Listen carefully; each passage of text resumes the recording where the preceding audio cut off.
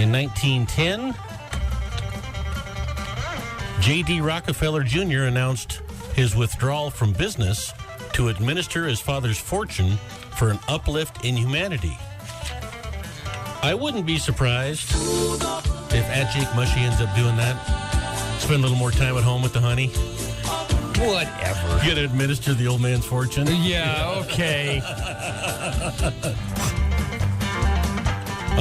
1985, I didn't even hear about this. This is the anniversary of a group called Women Against Pornography awarded its Pig Award to Huggies Diapers.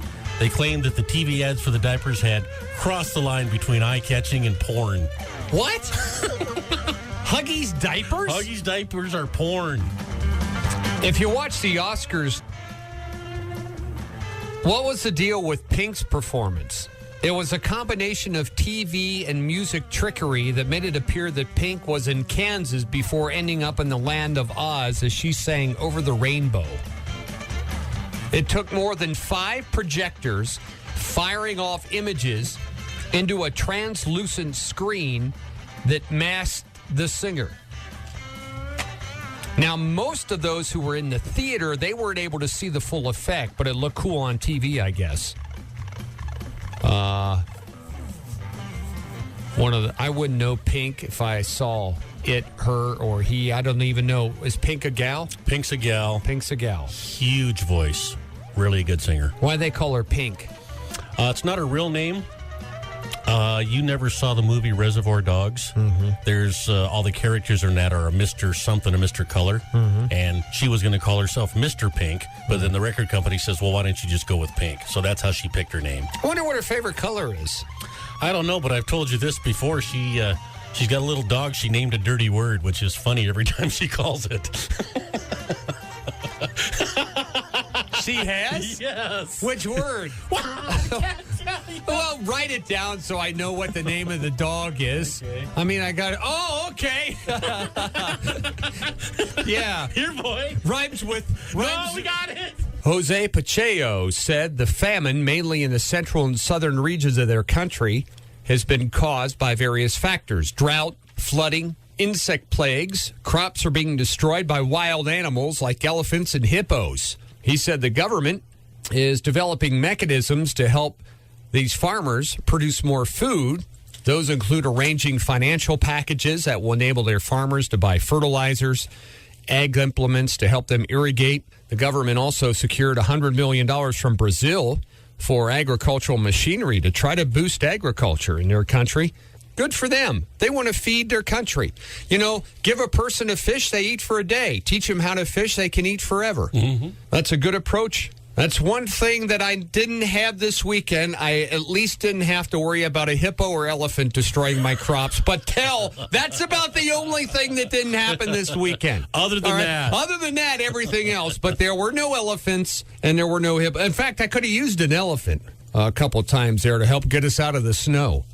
Engine maker Cummins and its joint venture, Cummins Westport, are recalling some 25,000 engines because cold weather could cause a sensor to fail, and that could result in an exhaust fire. Well, at least you can stay warm during the cold weather then. There's a bright side. No injuries have been reported, but Cummins Westport has received 2 reports of flames coming from the vehicle's exhaust pipes.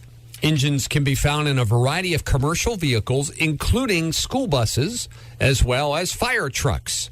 Among the companies to which Cummins shipped the engines is school bus manufacturer Bluebird Corporation.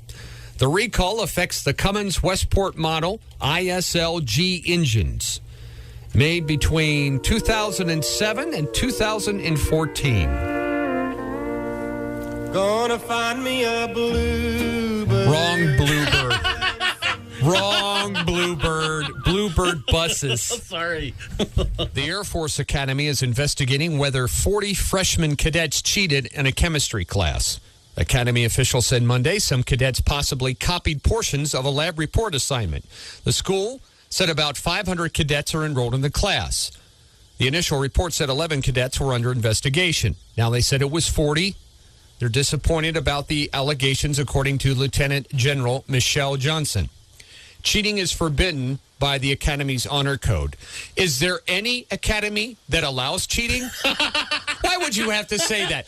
I need somebody to call today and let me know at any academy where cheating is legal. You'll need a number 2 pencil. You'll have 90 minutes. And don't forget, limited cheating is permitted. They have the calf sleds, and so those calf sleds are handy. You just throw the calves in there, and then you get some wild heifer. You can hook them to the back of the four-wheeler. You can pull them by hand, and then they follow them right into the barn. Because not every mama cow cooperates, does she? No, a lot of cows don't like you grabbing a brand-new baby and running.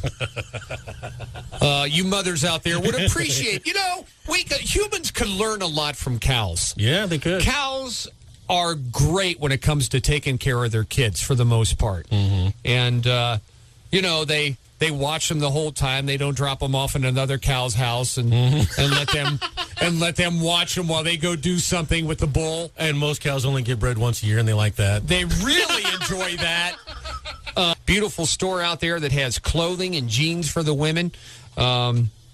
That's another thing. Cows only need one outfit. They wear the same thing every year. They never change. Oh, your same color. And it doesn't bother them when the rest of them have the same color either. Yeah, my butt looks big, so what? I'm on my way home from the cows, and I told my wife, now, do you think John pulled his pickup in the garage, or do you think he left it out of the garage? Because it was good. It's this is a big deal with Dad. It is. It's 48 degrees. It's sunny. It's warm, and it's covered with mud and slush and snow. And I said, he's going to pull that in the garage. Mm-hmm.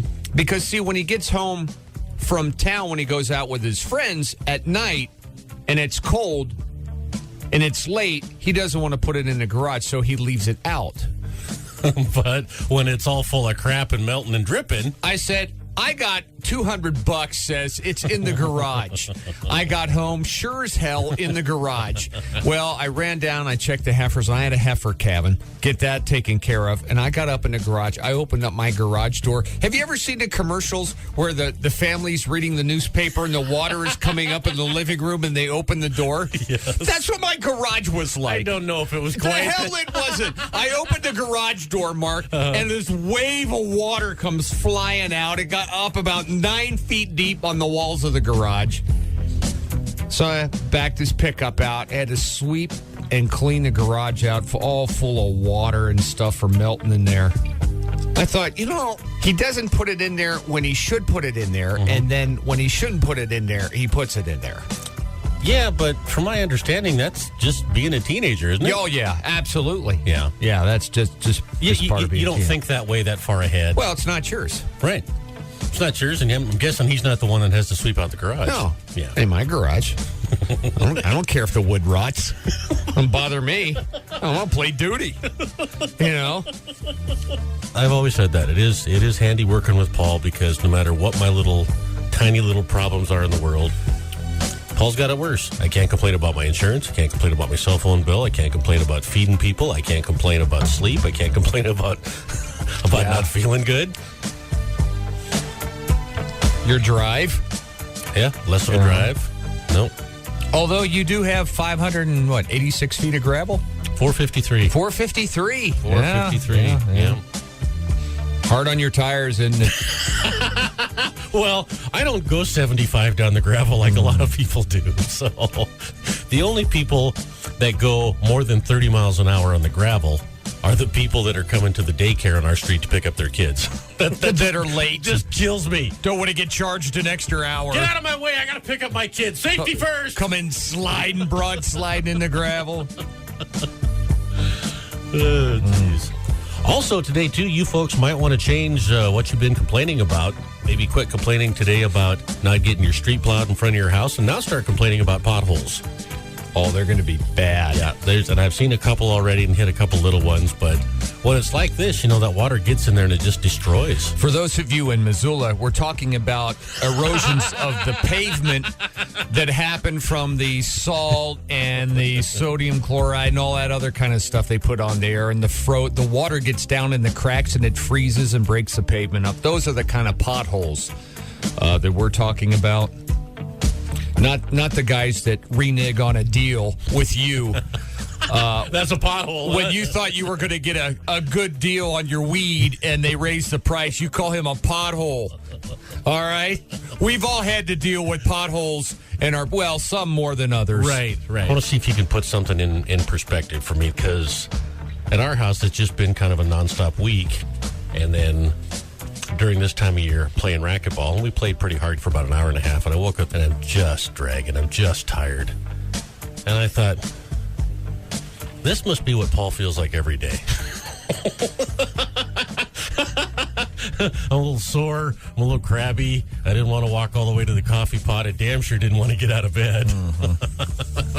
Where are you at on that scale? Yeah. But the thing about nice about your racquetball, it falls within the regular time frame of your day. Right. And it's up to me how long I play, what time I start. Okay, you know how bad you feel? Mm-hmm. Okay. I want you to get up and play racquetball at 1 a.m.